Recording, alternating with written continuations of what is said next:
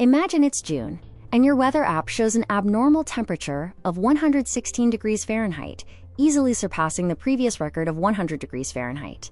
Scientists have confirmed this type of extreme weather is abnormal. Are the models stable? Yes, they are consistent. This extreme temperature is highly abnormal, far exceeding the previous record of 100 degrees.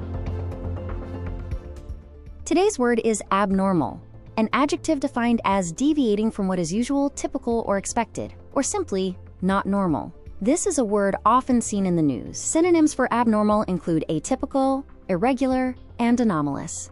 A simple memory trick is that the prefix ab means away from, so abnormal means away from normal.